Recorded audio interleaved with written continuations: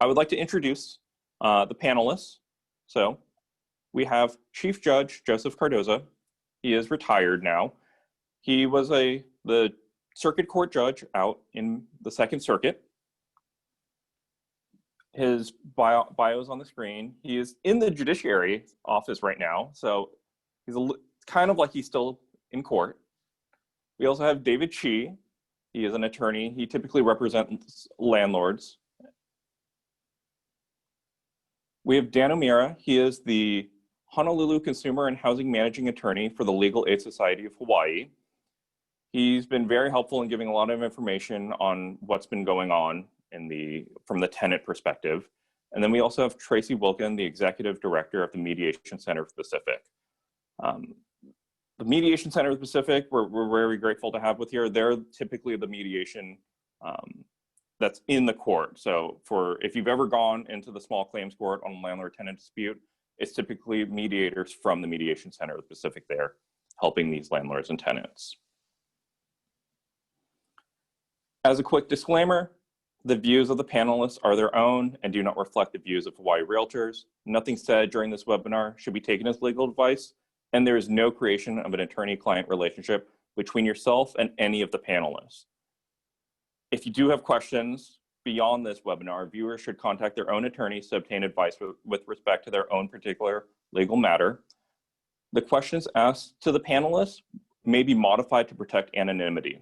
That includes the questioner's anonymity, as well as the people they are asking about. If you're asking about your tenant, please don't provide their name, please don't provide any information. If we do ask your question, we'll take that information out just in case, but don't put any private information in the chat or the Q&A. The content in this webinar is provided as is. No representations are made that the content is error-free, especially since if you're watching this as a recording, some of the information may have changed. When the eviction moratorium will end, all of that stuff is subject to change. I'm going to go ahead and give a brief overview of the law before we get into what the panelists are. Before we let the panelists speak about what their experience has been. So there's two main things that are controlling. The first is Hawaii Revised Statutes 127A-30. And that says that no landlord shall terminate any tenancy for a residential dwelling in the area that is subject of the proclamation, so that's an emergency proclamation, or severe weather warning. And of course, there was a hurricane at the same time, so both of those were in effect for a little bit, except for a breach of a material term of a rental agreement or lease, or if the unit is unfit for occupancy as defined in this chapter.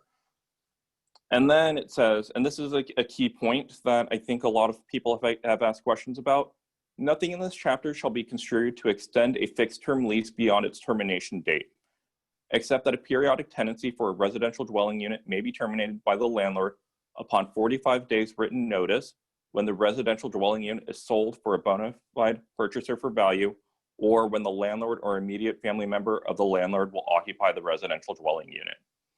So if you have a 1-year fixed term lease and it ends, you can ask that tenant to leave under this eviction moratorium. If you're on a month-to-month basis, it cannot be terminated under this emergency proclamation, except once the unit is sold, then you can give a 45 days notice, or if the landlord or immediate family member of the landlord will be moving into the property. So those are kind of the two ways you can end a month-to-month tenancy right now. The other controlling document for us is the 5th Supplementary Proclamation. And this is where he explicitly laid out which provisions of the law do not apply during the emergency proclamation. So they're on the screen. I'm not going to go into them too in depth, but essentially 127A, and that talks about what we just, the previous slide. I think the other relevant issue on that is month-to-month tenancies are considered commodities, just like water, gas, and food. So that's why they are being regulated right now. And then you can see the landlord-tenant code is being cited on ways to remove a tenant. Those are suspended during the emergency proclamation, as well as Chapter 666, which doesn't allow which prevents the bringing of a certain types of case, and in this case, it is to end a tenancy. So the moratorium is preventing evictions for non-payment of rent. If the tenant breaches other terms of the lease, then the tenant can be evicted. So if the tenant is causing damage to the property, or they're causing harm to themselves or others, that is a potential breach of a lease that is not for non-payment of rent that you would then be able to get an eviction for. And then, as I already said, there are ways to get out of a month-to-month lease, and that's if you sell the property, which is relevant to our members, obviously, and if the landlord or immediate family member is moving into the property, and those both require 45 days notice. And then there's also some federal eviction protections. There was a federal eviction moratorium for federally backed mortgages. Those have actually ended. Those ended before the state eviction moratorium, and is currently scheduled to end, and it may obviously be extended. And there is some, in these federally backed mortgages, you have to give a 30-day notice before eviction rather than a 5-day notice or other eviction notices that have been given in the past. And then if the landlord is in forbearance on their federally backed mortgage, then the tenant can't be evicted. Judge Cardoza was interested in talking about some of the rental assistance programs. I've written out in these links, and like I said, these slides will be sent out to everyone, relevant links for all islands. And then I believe Judge Cardoza is going to speak specifically about Oahu's, and the majority of the members participating in this panel are on Oahu, and I imagine the majority of the people watching as attendees are on Oahu. A lot of these are relevant to the neighbor islands too. They have pretty similar rules, but they obviously have different income requirements and things. So Judge Cardoza, if you'd like to speak, we have some of the slides on the screen.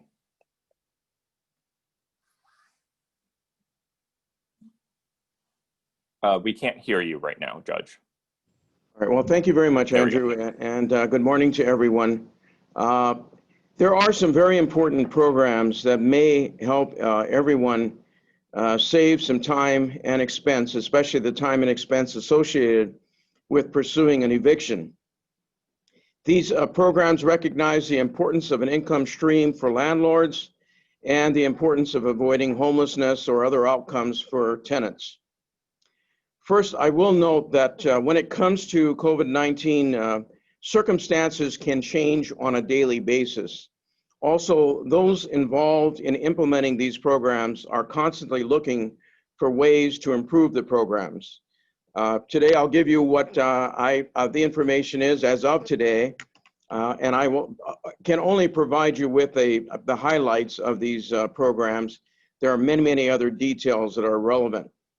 Now, if a tenant qualifies for COVID-19 rent relief, actually the rest of today's discussion will be very interesting, but unnecessary. However, I do realize that there are those who will not qualify, and there are other matters that will end up in court, and it may be discovered later that a person qualifies or otherwise. With respect to the qualification process, the agencies involved have been working on simplifying the process as much as reasonably possible. And although it takes some time, a determination, and when I mean some time, I mean in the course of a day, it will take time to determine whether or not the tenant qualifies, but feedback on that can be provided very rapidly, very often the same day. Now, in about a week, the state will implement an important program, and I'll touch on that first. The state will roll out a program that will provide approximately $45 million to pay monthly rent for the period of August 1st, 2020 through December 31st, 2020. The program will pay out the actual rent up to a maximum of $2,000 per month on Oahu, and up to a maximum of $1,500 on the neighbor islands. There's also a financial counseling component to this program, and that can help a person prepare for January 1st, 2021.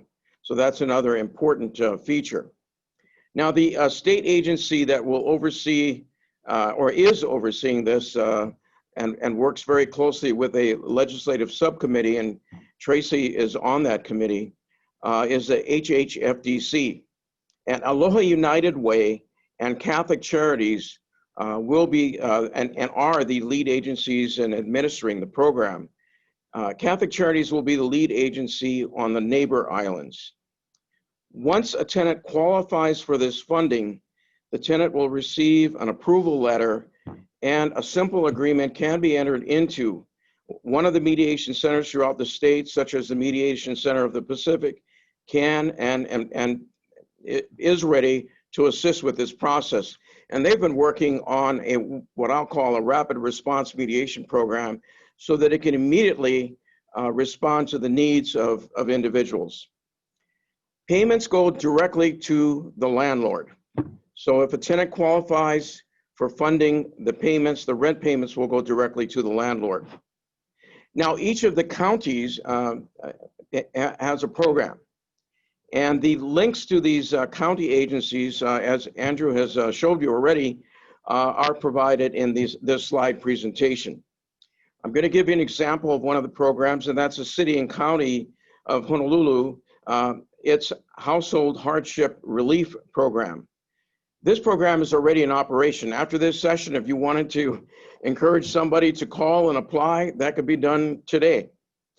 And the program has a fund of approximately $22 million to assist in the following areas: mortgage assistance, rent assistance, payment of certain utilities, and childcare, provided the childcare is provided by a Department of Human Services approved childcare provider. Because this program already exists, as do other county programs throughout the state, I thought it would be helpful to give you a little more detail. First of all, who qualifies for a program like this? And you'll see this on the website that's before you right now. Basically, what the question is whether or not the person has been adversely impacted by COVID-19. And there's a process of determining that. And the individual must not have more than $15,000 in liquid assets. And the person must be at or below the average median income, often called AMI. And examples of the AMI are on the next slide, but I'll just give you a quick example. For example, a household of one, the income level would be at or under $84,400. Household of three, $108,500. Household of four, $120,500. And again, you can find that, and it does appear on the slide that's before you right now. And there's also a list of documents that you need to produce, or a tenant needs to produce when requesting this rent relief. And the program is administered by Aloha United Way, as well as the Council on Native Hawaiian Advancement. And links to this appear at the end of this website so that you can click on the link, and that would be on the next slide, and at the very bottom, and you can click on it, and that'll take, as you can see, right on the right side of the slide, you'll see the two links, Aloha United Way, as well as Council for Native Hawaiian Advancement. So you can click on that to proceed with the application process. Now, the Oahu program, the county program, provides up to a maximum $2,000 per month. And unlike the state program, although this may change in the future, the COVID-19 qualified tenants can be provided with rent relief if they qualify from April 1st, 2020 through December 31st, 2020.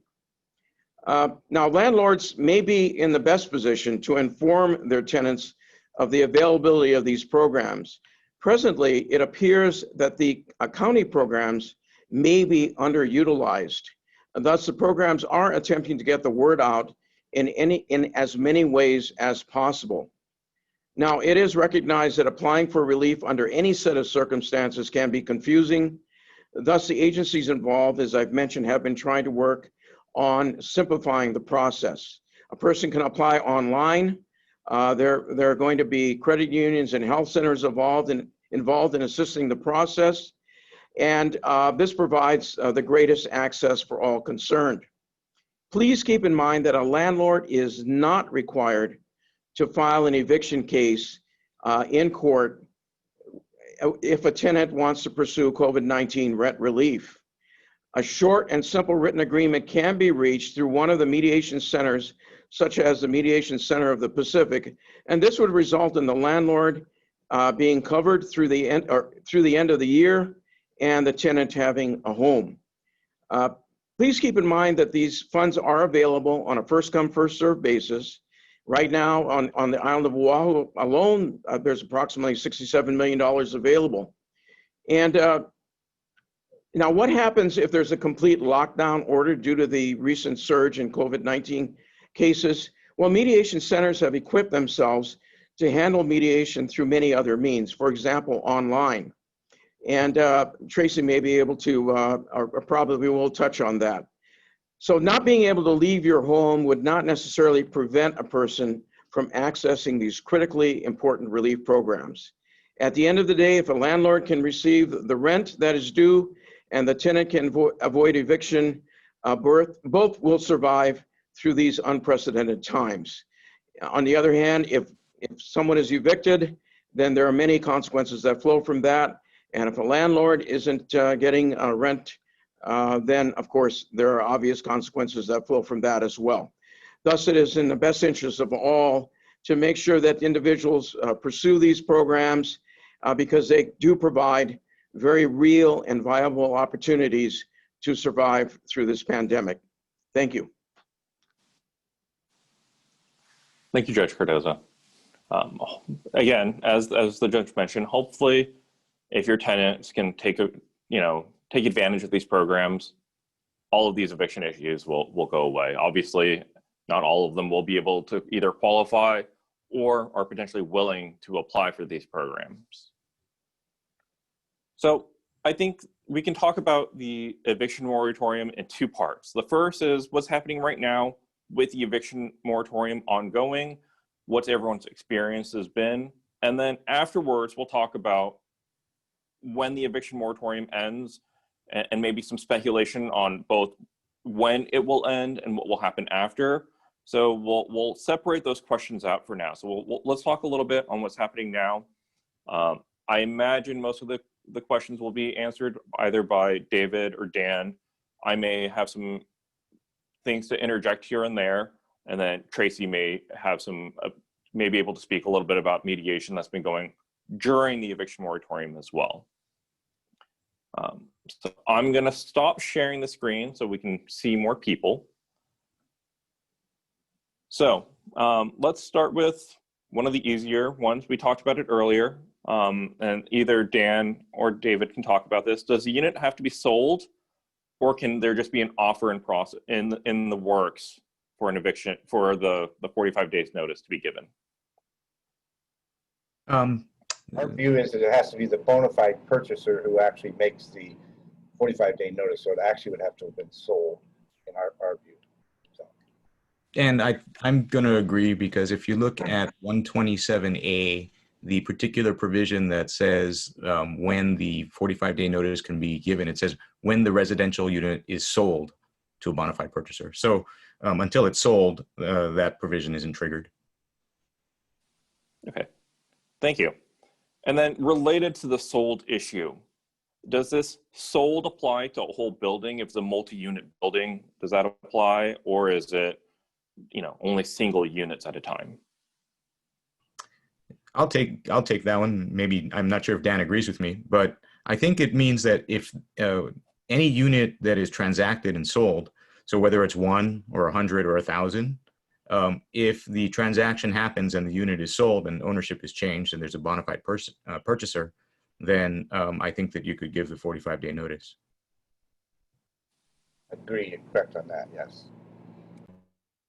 And then to clarify though, this is for a month-to-month tenancy. If it's a fixed term lease and the buyer takes it on, then the buyer's taking on that fixed term lease. If there's still, 6 months left in it and things like that. This is for a month-to-month tenancy.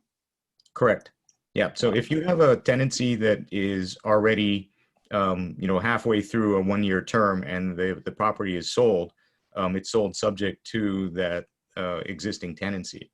The sale of it will not defeat the existing tenancy. So what happens in the case where there is a fixed term lease? So let's say a 1-year lease went on, and let's say it ended at the end of May of this year, and the tenants are still remaining in the property. Or let's use June. Let's use July, because there's some issues potentially if it was a little bit further back. So let's say the lease ended July 31, and the tenant hasn't vacated the property. You told them you weren't going to extend the lease. You told them you didn't want to go month to month. What can you do in that case? Dan, you want to do this, or do you want me to take it? Go ahead and start. Okay. If the tenancy, there's only really 2 bases right now for evicting a tenant. One is bad behavior. The second is if the tenancy ends and has not become a month-to-month tenancy. So if the tenancy is over, then the landlord is entitled to, and they've given all the appropriate notices so that it hasn't become month-to-month. If the tenant doesn't leave, then the landlord is entitled to bring an eviction action to remove the tenant. The caveat on that, David, which we've talked about, is that the courts right now aren't really taking on those cases. You're not going to get any action on that until at least mid-September on Oahu, because they simply aren't taking any case other than TROs in Oahu District Court. So, and there's also some nuance too, because somebody might think it's a term lease that ended, and so for us, it's always a case that you really have to have somebody look at that lease or be really confident what you're doing, because sometimes there's just things in the lease that make it that you may or may not actually be able to have a term lease that ends the way you think it does. So, for example, a lot of leases say that before the end of the term, either party will give, say, 30 days notice to the other if they do not want the lease to become month to month. So my expectation is that if you don't give the 30 days notice, then your tenant is going to become month to month at the end of the lease. So I guess related to this topic, what if there was an eviction that was done before the moratorium started? If you filed for eviction, you had gone through, but you didn't obviously remove the tenant prior to the eviction moratorium starting, what can you do in that case? I think you're stuck. Looking at the governor's moratorium, even if you have already obtained all the eviction documents, the writ of possession, what the governor did was suspend not only certain provisions within the residential landlord-tenant code, but he also suspended the general landlord-tenant code, and that general landlord-tenant code is the one that provides for the writ of possession. So I think the safe thing to do is, even if you have the writ, is wait until the moratorium is over before you do anything with it. I've been seeing the Office of Consumer Protection taking some rather aggressive stances on things. And if you don't want to, have to worry about having an enforcement action against you brought by the state, it would probably be a good idea to just lay low, because it seems quite clear to me that the governor intends that nobody get evicted right now.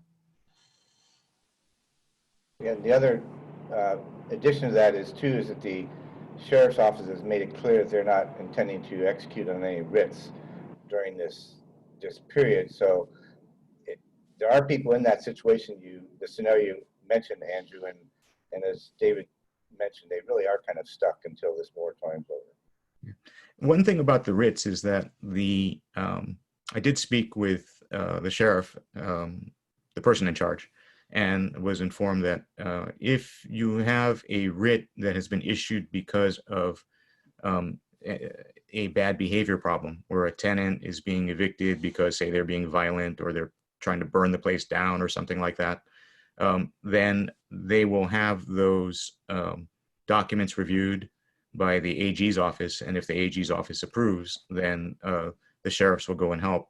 But I think as a practical matter, right now, the sheriffs aren't doing anything because so many of them are being quarantined because of exposure to COVID-19. So I don't think you can expect much aid from the sheriff's department anytime soon.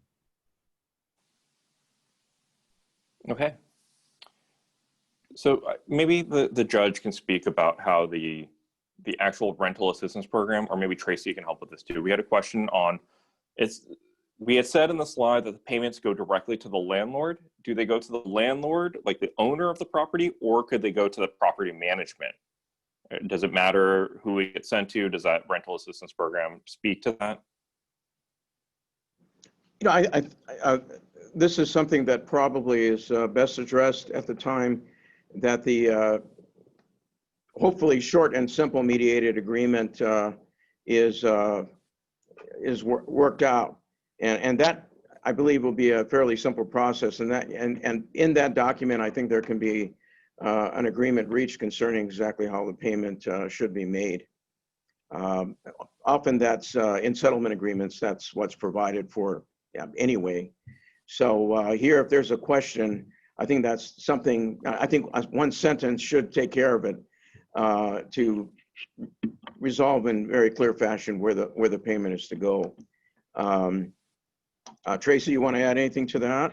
Yeah, I agree with that. I mean, the intent behind having the money given to the landlord is to give the landlord assurance that they're going to have the rent money coming in. And certainly if the landlord has a property manager managing the property who typically collects the rent, the landlord can direct the funds to go to the property manager. And as Judge Cardoza said, in a mediated agreement, that could be memorialized and signed by the parties, so it's clear where the funds need to go. Can I just add briefly? The programs, I'm not sure about the city and county program. I know that the state program is going to be running through the Aloha United Way and Catholic Charities. In the past, when programs have run through AUW, what has happened is that AUW basically asks, where do you want the check cut? Who do you want the check cut to? Send us a W-9. And then usually the check goes to whoever it is that the landlord asked the check to be cut to. Yeah. Okay. So related to these rental assistance programs, is this money, you know, a grant, free of, you know, any obligations, or are they, you know, are they loans? The rental assistance programs are payments made to assist landlords and tenants. Obviously, keep the tenant in the property. They're not loans. These are payments made hopefully in many instances in full satisfaction of the rent that's owed, unless it exceeds the maximum. Tracey, you want to add anything to that? You're on the legislative subcommittee. Yeah. So I guess you could compare it to a grant, because there is nothing that either landlord or tenant have to pay back. So it's not a loan, as Judge Cardoza said. The other important thing to know is when a tenant qualifies for the funds, the state funds, which are paying from August through the end of December, it will be for a 3-month period, and then the tenant will have to go back and re-qualify for the last 2 months of the year. The process to re-qualify shouldn't be as long as the initial process to qualify. Both processes should be fairly short. And Tracey, maybe I could ask a question, and that is, am I correct in understanding that initial payment will cover the first 3 months of rent, and the second payment the last two months? Now we're talking about the state program. The county programs are different, but is that correct? That is correct. All right, 2 checks. Correct. And then do we know how much funding is available for all of these programs? I imagine each program has a different amount of funding available to it. So this, go ahead. On Oahu, the state program, approximately $45 million. There's another sum out there that may come into play later on, and it is a substantial sum. And then on the city and county level, approximately $22 million. So a total of, right now, as we speak, $67 million, but that may actually be higher. And at the county levels, the other counties, it varies. There are multiple programs in the other counties. So there are different amounts depending on the program that one is involved with. Yeah. So I think what's important is there's a lot of money out there that's available for rental assistance that tenants need to be applying for as soon as possible today. Yeah. So we'll send out the slides and with recording later today, and that has all those links to Catholic Charities as well. There's some questions about these, getting links to these programs. So I guess now then there's the next step for this. If the tenant hasn't been paying rent and they refuse to apply for these programs, can you evict them? No, not until the moratorium's over. Unless there's a bad behavior problem or unless the tenancy ends of its own terms. No. And then kind of a related question to these rental assistance program. Can two unrelated people apply if they're, if they're maybe they're just roommates and they're on this lease and they've lost their job? Can they apply for these? Do they qualify as a household? How does that work? Tracey, do you want to take that? I will defer to you. Okay. Well, I have not had that specific discussion with the programs, but I think under that set of circumstances, what one should do is have both of them apply, make the determination of whether or not they qualify. And again, the bottom line is whether or not a person's been adversely impacted by COVID-19. So for example, your hours are cut back, your job ends, place of employment closes, you've lost health care coverage. Any of these things might qualify an individual for assistance. I think under that scenario, probably the best thing to do to make sure that it gets processed efficiently is to have both go in or apply online and get that processed. And then when you are going to get a hold of, for example, the Mediation Center of the Pacific, I get both of those tenants involved in the process so that at the end of the day, the agreement that's signed covers everything that needs to be covered. I agree. Okay, thank you. We're getting a lot of questions about the 45 days notice on sale of the property or the landlord moving back into the property. Dan or David, can you speak a little bit to what you guys have seen in terms of 45 days notice being given in those cases? Have there been any issues or kind of what's happening with those? We're seeing a lot of people trying to give 45-day notices, and most often they're just giving us this plain 45-day notice, and those are the ones that are not permitted under the proclamation and under 127A. Occasionally we see people giving 45-day notice because they say they listed the property for sale. Again, that doesn't fit the exception. We've seen some where people are trying to use the family member moving back in, but it's unusual. We're not seeing a lot of ones that fit the exception. So there's a lot of 45-day notices going on right now, and they really pretty much aren't permitted except for those two exceptions, and really need to wait until the I say it's beyond the moratorium. This is not even, and David can go in on this too, but the 45-day notice restriction is not part of the eviction moratorium. It's part of the proclamation and the statute that was enacted with the proclamation. So even after the moratorium ends, that doesn't mean the 45-day notices can start to be given, because 127A30 will still be in effect, which still prohibits the 45-day notices with those two exceptions, which is problematic, I'm sure, to people listening, but that's the way the law is set up right now.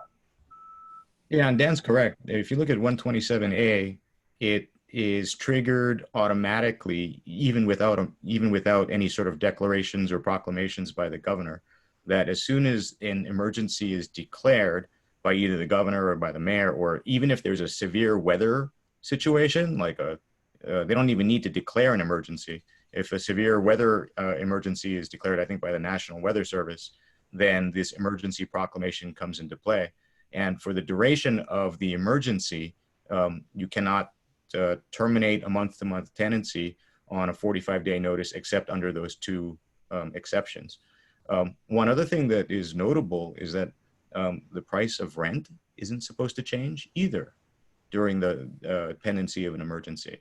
So you got to take a look at that too, because if you raise your rents during the pendency of the emergency, then that could arguably be a violation of law also. And the duration of this emergency, you might want to keep in mind, if you look at the governor's emergency proclamation page, you're going to see that there's an emergency on Kauai for a flood, and that emergency continues to this day.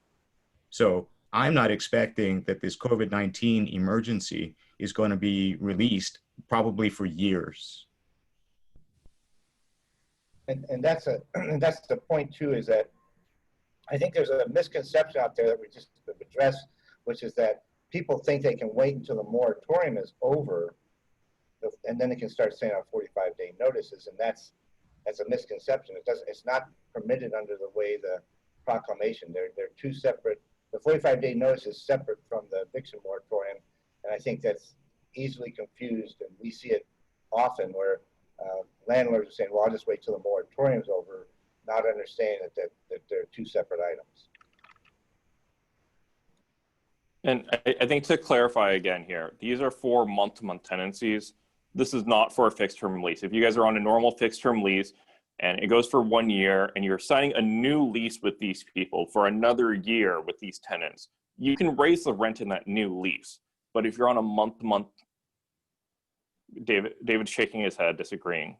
Yeah, you can't. If you look at 127A, one of the things that 127A-30 is that you can't raise the price of any commodity, and rental housing is considered a commodity. It was my understanding that the rental commodities are just periodic tenancies, not fixed-term leases under that definition.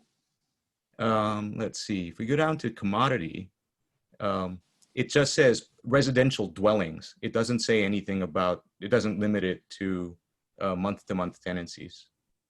So the way that I've looked at it is that if you are, I mean, a rental of a residential dwelling is, in some legal theories, considered a sale for a period of time.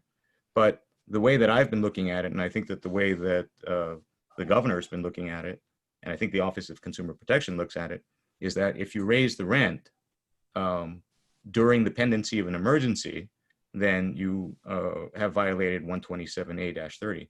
So to me, my advice to people has been that you raise the rents at your peril. Okay. But yeah, so we are specifically talking about, in terms of 45-day notice being given, is to month-to-month tenancies and not fixed term. Yep. So have you guys run into any situations where a fixed term lease has ended and the tenant did refuse to leave, to vacate the property?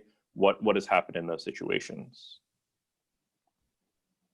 I haven't actually had to yet, but my understanding of the world is that you can bring a summary possession eviction lawsuit against a tenant who doesn't move out at the end of their term. Dan? We're seeing people try it, but I think as most people on this probably, there aren't that many that are straight fixed term leases without some little caveat about that was mentioned, like a 30-day notice ahead of time or that converts. And so we're finding that people aren't necessarily even complying with the terms of that lease in order to make it the fixed term end. So we haven't really seen a big, many examples of that. It's just not a, it's not a big thing. It's sort of like, I think the extent landlords are trying to, if they think they can get people out for bad behavior, frankly, there just aren't a lot of those either. There just isn't enough immediate health and safety evictions happening that it's a big deal. It's not, neither one of these is a big loophole that you're going to find many people be able to fit through. It's a small loophole, and they're going to be very fact specific and very limited circumstances. So it's not going to be the panacea if anybody's looking for a way to end tenancies that way. Thank you, Dan. Thank you, David. So I think this is a little bit of a broader question. In terms of the court's closures, what are the courts doing right now? What in sort of, not just in terms of landlord-tenant disputes, but what are the courts doing in general? What cases are they taking right now? When do you anticipate that they'll begin to start taking more cases? You want to go, Dan? In Oahu, they're really only taking temporary restraining orders and illegal lockouts and illegal utility shutoffs is what their order says. So they're not taking debt cases. They're not doing anything as far as making eviction summary possession cases move forward until September 14th. Now the other islands don't have that same restriction. But in the summary possession eviction world, just not a whole lot is happening anywhere in the state for all the reasons we've already talked about. Yeah, so the short answer is nothing's happening right now, unless you've got a restraining order or criminal cases. But yeah, until mid-September, we're basically shut down. Okay, so a question I received that I think is relatively specific, but maybe a few other people will be in the situation. If the tenant is being provided other utility services with their rent and they haven't been paying rent, can any of those utilities be discontinued? No. Sorry, short answer. No. So if you have a rental agreement that says that the landlord is going to be providing utilities, then that's the landlord's obligation. And if the tenant isn't paying the rent and the landlord still has to pay for the utilities, that's, I think, what is intended under the governor's moratorium. It seems, awfully unfair to me that, the landlord still has all of his obligations, or his or her obligations, such as maintain the unit, fix the appliances, provide utilities, and has no recourse against the tenant if they don't pay the rent. Now, I mean, you do have recourse if you're the landlord in that the debt still accrues, and at some point, if you want, you can get a judgment against the tenant for the money that's owed. But especially in this landscape, when so many tenants are not going to have any money, I'm not sure that it makes economic sense to go and pursue them. So really, you are, the situation now is that landlords have an obligation to provide labor and materials to people who then are not obligated to, or who are obligated to pay, but who don't, and have no recourse against them if they don't pay. Andrew, can I jump in here? So in regards to nothing going on with the courts, and also the conversation that we're having, is a lot of these cases do come into mediation. Sometimes there's a misunderstanding. There's been a lot of confusion about the moratorium. Some landlords thought that they could stop paying utilities, and in other instances, tenants thought they could not. They didn't have to pay rent. And so having a conversation with the assistance of a mediator sometimes would clear up those misconceptions. In some instances, tenants might have had 2 or 3 jobs and they lost one of them, but they still have 1 or 2 of them. So they're able to pay something. So they've worked out payment plans. When the tenant understands that they're not getting a free pass on paying rent, and the landlord isn't trying to be difficult, but they have their own bills to pay in the difficult situation. We have had situations where they have agreed to payment plans as we've mentioned earlier, a lot of tenants didn't access these rental assistance programs. So the county program has been available. It's rental assistance and it's some utilities. So sometimes through the mediation process, just to start having that conversation right now, they then went and applied and were able to receive assistance. In other situations, tenants had applied for unemployment, but because it took so long, they weren't receiving it, so they weren't paying anything. And through a mediated agreement, they agreed that as soon as they started receiving unemployment, they set up a payment plan, how they'd be paying the landlord back. In some instances, the landlord would maybe waive part of the back rent, and other instances, they wanted payments of the back rent, but they lowered the rent moving forward. So there's a lot of creative things that can happen in the mediation process that enables the landlord to be getting some income coming in to be able to cover their costs and to be able to have the tenant remaining in the property. And again, of course, the critical piece is a lot of tenants never even reached out for these rental assistance programs. And it's not going to make a difference in every situation, but I think there are a lot of tenants out there who will qualify. Can I add something to that? Sure. Since I represent landlords all the time, I really think that what landlords ought to be doing right now is engaging with their tenants, to, trying to talk to them, and talk to them nicely, please. Because, even though somebody might owe you a lot of money, you're not going to get any of that money if they don't talk to you and they don't work something out with you. For the foreseeable future, you're not going to have the leverage of being able to go after them with an eviction. So I suspect that unless you can get them to pay you voluntarily, and that you're not going to get paid. So by engaging them, by offering to help them get through, for example, the application process for the city and county and with the state program, I think all of that is really useful, because landlords and tenants have a common problem, and that problem is that the rent isn't getting paid. Now, you might think that that's solely the landlord's problem, but it's not. It's the tenant's problem too. Everybody's got this problem, and if you can work together to help solve that problem, everybody will be better off. I think you're exactly right, David. And what we've heard is sometimes tenants are afraid to approach their landlord. And I've also heard of landlords who've reached out to the tenants and the tenants aren't being responsive. So, I mean, these are challenging times. People are feeling overwhelmed. And so if they can talk to each other, that's wonderful. But another way to do it is through the mediation process. And so if a tenant contacted one of the mediation centers, and I'll use the Mediation Center of the Pacific. So if a tenant contacts us and says they'd like to mediate with the landlord, they provide us with the name and contact information of the landlord, and we'll reach out to the landlord, explain to them why it's valuable to participate. There is no cost to the landlord or tenant to participate in the mediation process, and we'll set it up at a day and time that works for landlord and tenant. And I'm just going to add in, and these days, not everybody wants to meet in person. We have very limited in person, so we are still doing some, although that may end this week, we'll see.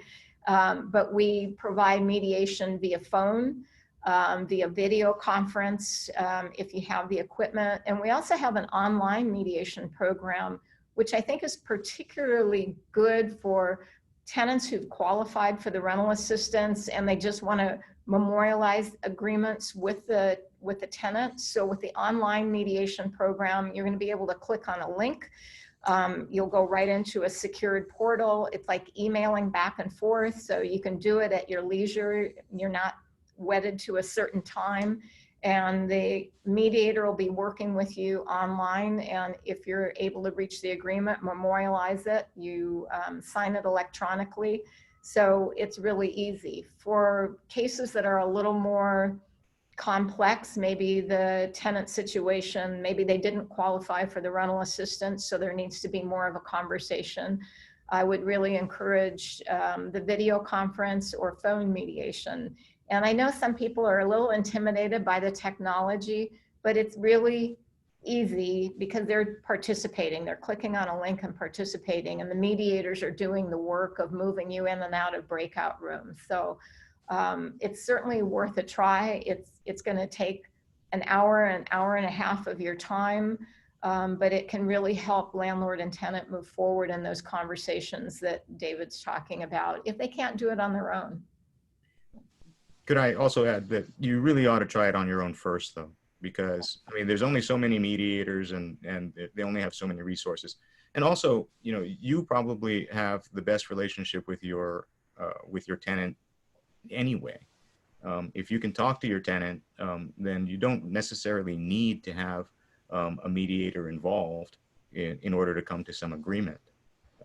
So at some point, you know, you're going to want to have it down in writing so that everybody knows what's going to happen in the future, and so there's no disputes about what the agreement is. And I know the Mediation Center Pacific's really good at helping people write up agreements, and especially since I think it's no cost right now, right, Tracy? Correct. Exactly. Yeah. So you can use their services to help you get an agreement made up, and because they do so many agreements, they kind of know what all the standard terms ought to be. You know, like when the payments are going to be made, you know, who the payments should be made to, things that you might not think about that that you would want to see in agreement that if you don't do a lot of agreements, you wouldn't know. So it would be, even if you work something out with your tenant, if you don't have an attorney to turn to, you can turn to MCP, and I think that they'd be able to help you. Great. I might add something, if I may. Go ahead. And that is that one of the things that might emerge from all of this is a model where when a person is, when a case is filed, if it goes to that, that an opportunity be provided to provide an education, very basic rights, responsibilities, and available programs to parties to an eviction case, the opportunity to apply for assistance, and mediation. And as it relates to mediation, I realize that some people may feel like, I just want to get to court, and I want to get my judgment, and I want to get that writ and move on. Well, as a practical matter, for as long as I can remember, courts in these cases require that the parties mediate. And so whether you mediate before you go to court or not, let's just assume that you don't mediate before you go to court. You in all likelihood are going to be required to mediate once you are in court. So if you can take care of that and see what that might produce, along with having a tenant apply for assistance programs, you might very well be able to resolve the case. Now, obviously, if you can get it resolved before filing the case, then you've avoided any fees and costs associated with filing a case. But just please understand that in all likelihood, you'll be required to participate in mediation if you haven't done so already. Thank you, Judge. Yeah, I'd like to add one more thing to the mediation component. As David mentioned, mediators, our job is to ask questions, and sometimes we're going to ask questions that people didn't think about to make sure the terms of the agreement are complete and everything is in there. And in these situations, in addition to the payment plan or how much money the landlord's going to receive and how that's going to work or who it's going to go to, landlord or property manager, it's also about a commitment on the part of the landlord that the tenant will be able to remain there. It doesn't change any of the other terms of the rental agreement.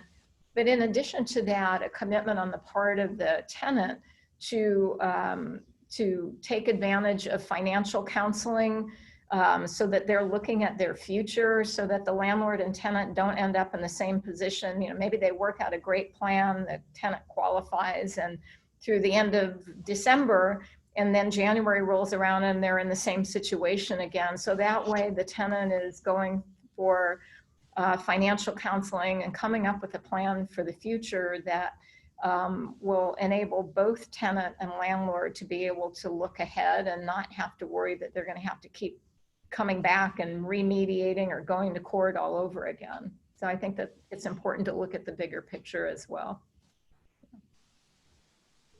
Thank you, Tracey. So a lot of the questions have been coming in based on what David said about 127A-30. Maybe Dan can jump in a little bit too. So if you're on a fixed term lease and say you're charging $1,500 in rent right now to your tenant, the fixed term lease ends end of July, and now you're looking for a new tenant. So the way you said it is, if you're renting back to that current tenant, you cannot raise the rent price to that person. If you find a new tenant, can you raise the rent price? So I'll tell you my interpretation of it is that I look at this law and I think that the whole idea behind it was probably written with a hurricane in mind, where a hurricane comes through, wipes out 50% of the rental housing, and then tenants are left behind, and there's a huge demand for rental housing. And my expectation is that what this was meant to do is to prevent people from price gouging when their tenancies end, where now a rental unit that used to go for $1,500 is now you can get $3,000 because so many people are looking for a rental unit. So my interpretation of it is that even if you're renting to somebody new, then you can't raise the price during the pendency of an emergency. Now, is this a great law? No. Do I think that this law was written with this situation in mind? No. And I think that by and large, this is a really bad application of the law because, really the pandemic has not done anything to affect housing availability in terms of quantity or in terms of demand. So I don't see how it is that this should be the case. But the way it's written, that's my interpretation of it, is that you can't raise the rents during the pendency of an emergency. Notably, commodities includes, which includes residential dwellings, also includes like food, water, gasoline, the price of beef. So theoretically, Costco shouldn't raise the price of beef. Costco shouldn't raise the price of gas. Your furniture stores shouldn't be raising any prices. Everything should be at the same price it was on March 4th when the governor declared an emergency. So anyway, theoretically, that's what's supposed to be happening. I don't know if the Office of Consumer Protections is going to run around and find everybody who's raised the rents and how they're going to figure that out. But, if somebody complains about you raising the rents, then you have to defend yourself. And the other thing is that it's really difficult to figure out what this law means. Like when it says you can't raise the rent, well, it would seem to me that that would fix the rent amount to whatever the rent amount was when the emergency was declared. So if since the emergency was declared on March 4th, it would seem to me that you ought to be looking to set your rents either at what was being charged on March 4th or what the market would have allowed you to charge on March 4th. But that's my view of it. And because there's no appellate law that interprets this statute, and there doesn't seem to be any guidance coming from the Office of Consumer Protection or from the governor's office as to how they're interpreting this law, in order to avoid perhaps getting into trouble and perhaps having a misdemeanor or a $5,000 fine against you, for raising the rents. It just seems to me to be safer to avoid raising the rents.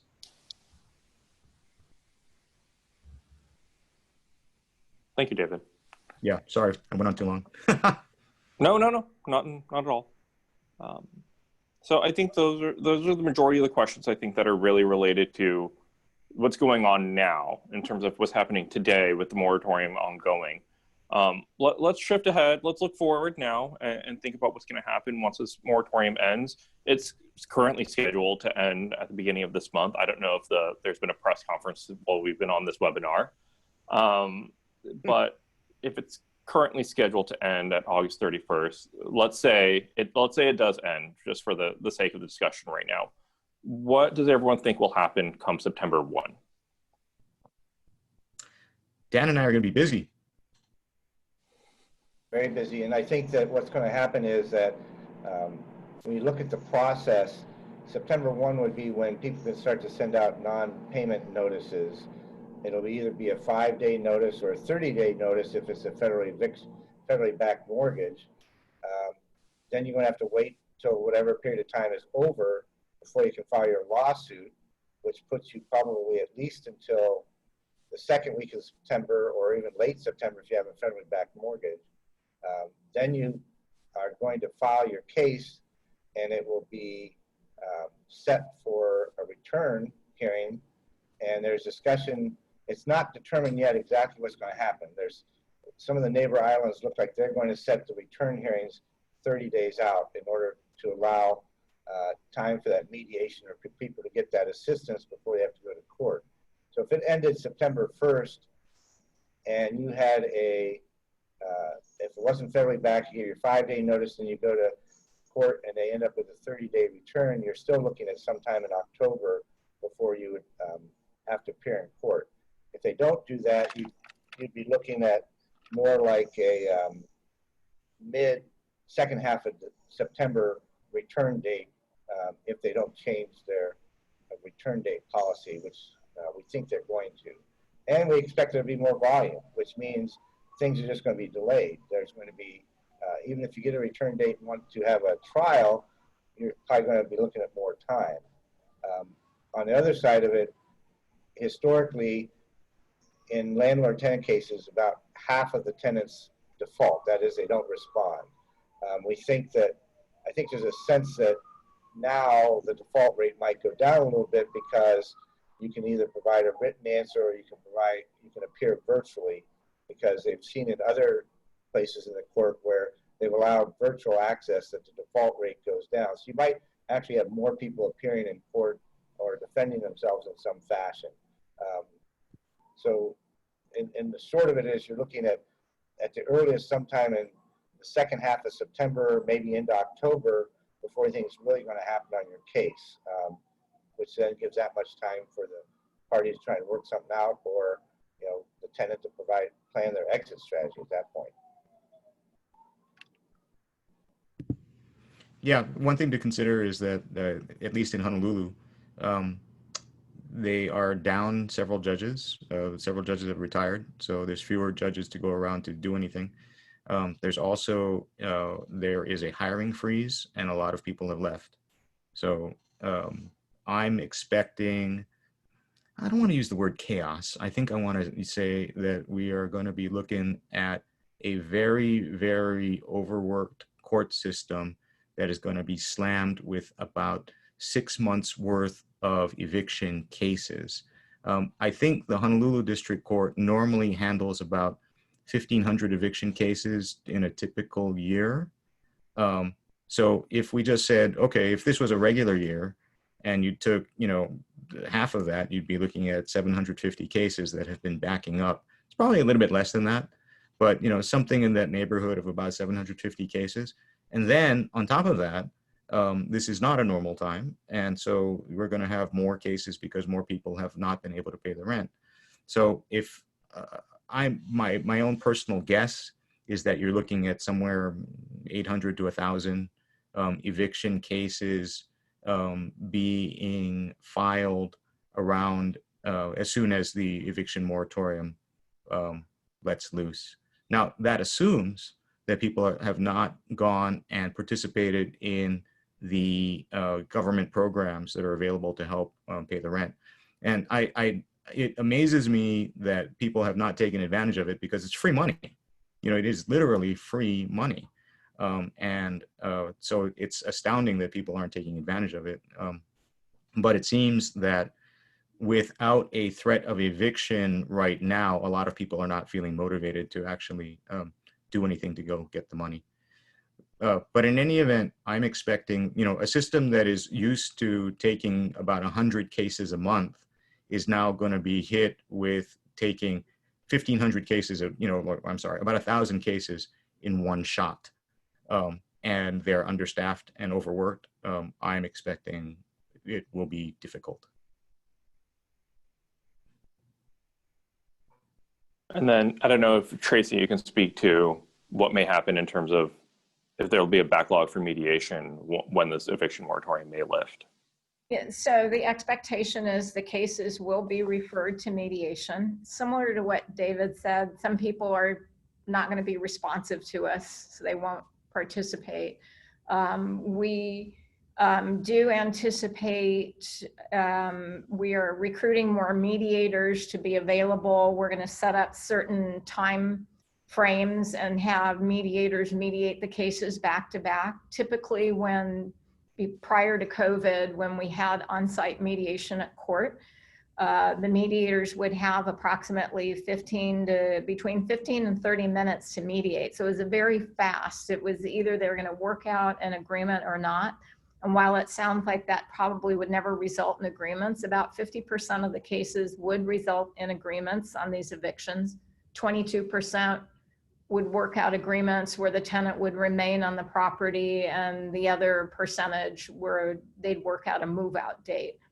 So looking at that model, we've increased the time to approximately an hour for each case, and we'll have a mediator to be available to mediate the cases back to back. We will be directing them to our online program or video conference unless they need an accommodation due to a disability, inability, not having the equipment, and they have to be face-to-face. That will take longer to schedule if they're not able to do it via online or via video conference or phone, just because we've limited the face-to-face cases to only one at a time due to COVID. So if people want to be able to get in quickly and try and mediate, then we're going to really encourage them to do it, as I said, via video conference or phone. And we have cases coming in right now. And so we have family members assisting people. Somebody says, well, I don't know how to use my equipment. Well, do you have a family member who could help so that they can still participate as quickly as possible? So, yeah. Thank you so much. Sure. On that, Tracey. So I think there was a question, Dan, on kind of your timeline on, let's again use the hypothetical of the eviction moratorium ends August 31. September 1 comes around. When can you actually send out that notice, a 45-day notice terminating a month-to-month agreement tenancy? Let's also, I guess in this hypothetical now, there's the emergency proclamation as well. Right, that let's say that ends on August 31st. It is scheduled to end August 31st right now, as of the 10th supplementary proclamation. Okay, so Andrew, I think this is a lot of the confusion we see, which is mixing the moratorium and the 45-day notice. The fact that the moratorium ends September 1st means that on September 1st, as a landlord, you can send out notices for non-payment, be it the 5-day notice under state law or the 30-day notice if you have a federally backed mortgage.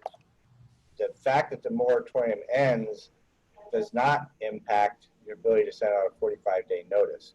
And that's a hard one for people to get their hands around, right? That is really hard. Everybody's saying, I'm going to wait till the moratorium's end and I give that 45-day notice. Unless you have a payment default, you can't give a 45-day notice because it's for 45-day notice are normally for non-payment, for nothing related to a payment issue. So because the proclamation and the statute are separate from the moratorium, come September 1st, you're still not allowed to give a 45-day notice. It's just, that's the nightmare scenario David was referring to about how long some of these moratoriums may last. You know, will that be addressed? Remains to be seen, but that's the law right now, is that you might have your ability to evict people for non-payment, but your 45-day notice doesn't kick in when the moratorium ends. So there's also been a few questions here and there about commercial properties. Do any of these protections apply to commercial properties? None of the restrictions apply, but the exception that because most commercial evictions, they try and use the district court because it's faster. The fact that the district court isn't doing anything right now stops everything until at least September 14th. Theoretically, you can still file a commercial eviction, but you're not going to get any dates. You're not going to get anything to happen until September 14th when the district court opens for action beyond TROs, and that's in Oahu. So I kind of look at this as a series of, like, it's like a breakout room where you need a whole bunch of things need to line up at once in order for you to do what you want to do. So the first thing that has to happen is the law needs to allow you to do it. So the moratoriums the moratorium needs to not apply, or the emergency statute needs to not apply. And you need to have a court open and ready to go. So once those things align, then we can do things. So Dan's correct. You can file eviction cases right now for commercial properties. There's no restrictions on those. And I just filed a couple actually recently. So we can do the commercial ones, but until the court actually has a hearing, I can't do anything really with the case. And the court's going to right now is scheduled to have it, as Dan said, mid-September, but we don't really know if that's actually going to happen.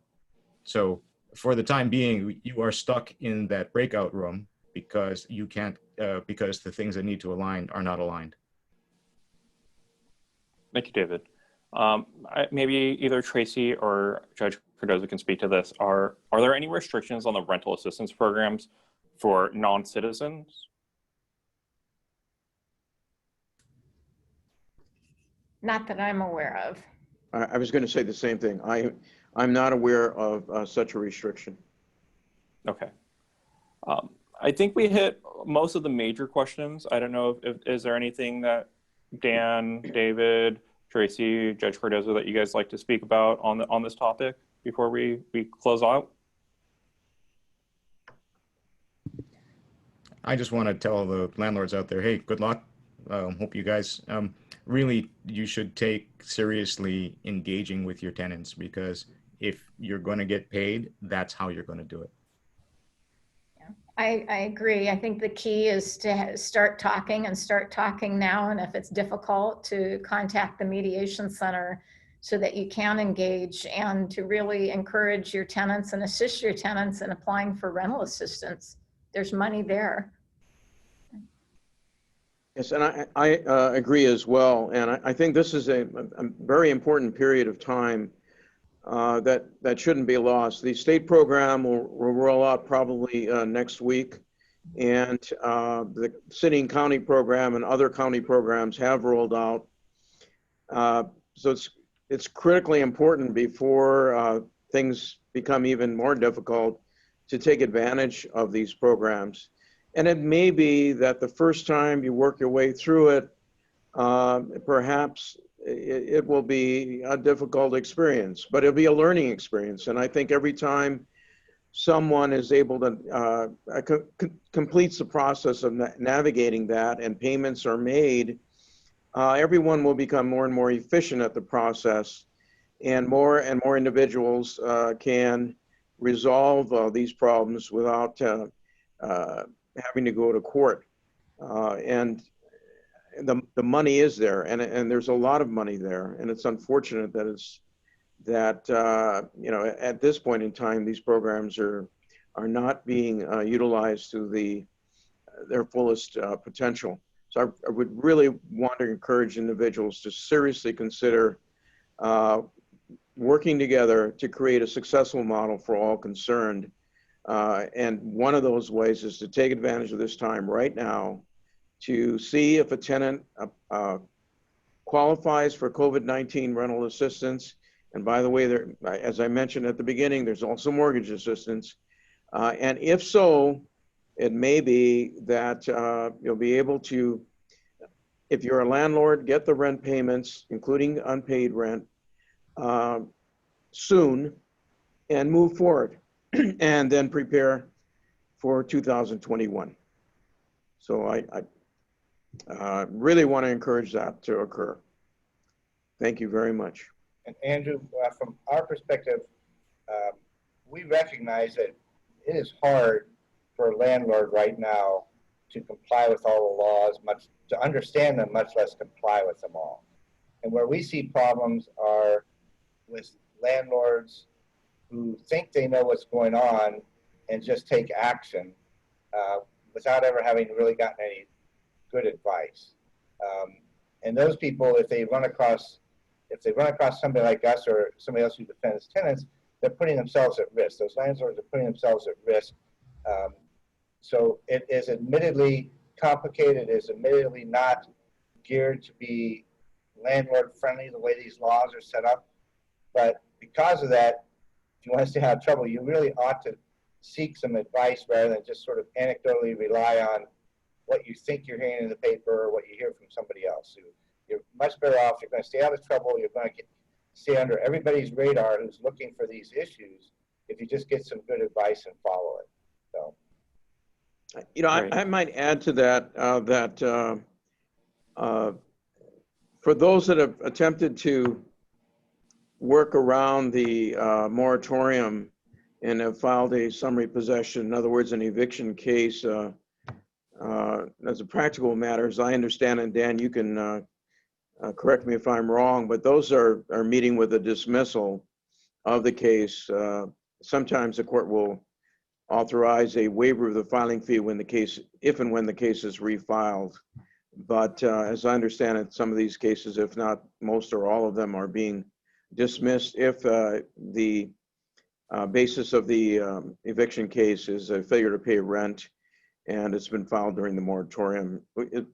Would you consider that a fairly accurate statement, Dan? Or would you? yeah, and I think we're not seeing consistency about the 45-day notice. We see some of the ones being filed with 45-day notice, but what we've seen is that they seem to get continued anyway. So you're really just giving yourself a false hope that you're going to make anything happen, other than if you think you're pressuring the tenant in some fashion. But you know, you're putting yourself at risk too by unnecessarily engaging in the system and thinking you're going to get a result that you probably won't get. So, Thank you, Judge Cardoza. Thank you, Dan. So I think to wrap everything up, well, thank you all, everyone, for participating. Thank you, Dan. Thank you, Tracy. Thank you, David. Thank you, Judge Cardoza. We'll be sending this recording out along with the PowerPoint slides that contain the rental assistance links. In addition, we'll also be linking to the Honolulu Board of Realtors. They did a webinar a few weeks ago also talking about some of these rental assistance programs. So that link will be sent out in that email as well. My name's Andrew Nguyen. I'm the legal counsel for the Hawaii Association of Realtors. I do run the legal Kokua line. So that is a legal information line for principal brokers and brokers in charge. So you guys can call the Hawaii Association of Realtors and ask for me. That number is 808-733-7060 if you have questions in the future. We'll see. We don't know when this eviction moratorium, if it will go on past the end of August.